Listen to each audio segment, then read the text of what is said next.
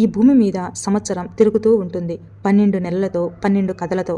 ప్రతి నెలలో 2 ఏకాదశులు వస్తాయి. ఒకటి శుక్లపక్షం, ఒకటి కృష్ణపక్షం. అలా సంవత్సరం పొడవునా 24 ఏకాదశులు.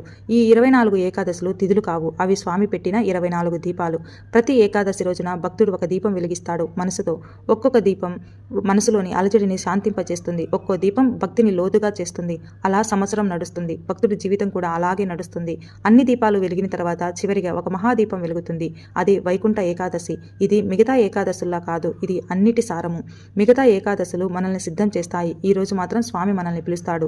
వైకుంఠంలో శ్రీమన్నారాయణుడు ఈ రోజు చిరునవ్వుతో కూర్చుని ఉంటాడు. అతని కళ్ళల్లో కరుణ మాత్రమే ఉంటుంది, ఆనందం మాత్రమే ఉంటుంది. ఆయన చుట్టూ దేవతలు, ఋషులు, సిద్ధులు అందరూ చూస్తూ ఉంటారు. అప్పుడు స్వామి లేచి ఒక దిశ వైపు నడుస్తాడు. అది ఉత్తర దిక్కు. ఆ దిక్కులో ఒక మహాద్వారం ఉంటుంది, అదే వైకుంఠ ద్వారం. సాధారణ రోజుల్లో ఆ ద్వారం మూసి ఉంటుంది, కానీ ఈరోజు స్వామి తన చేతులతో ఆ ద్వారాన్ని తెరుస్తాడు. అప్పుడు వైకుంఠంలోనే కాదు, భూమి మీద కూడా ఆ ద్వారం తెరుచుకున్నట్లు అవుతుంది. ఆలయాలలో ఉత్తర ద్వారాలు తెరుస్తారు. తిరుమలలో శ్రీ వెంకటేశ్వర స్వామి ఆలయంలో ఆ ద్వారం తెరుచుకున్న క్షణం లక్షల మంది భక్తుల గుండెలు ఒకేసారి స్పందిస్తాయి. ఎందుకంటే అది ఒక ద్వారం కాదు, అది స్వామి ఇచ్చే విశ్వాసం. భక్తుడు ఆ ద్వారం గుండా నడుస్తాడు, కాళ్ళతో కాదు, మనసుతో.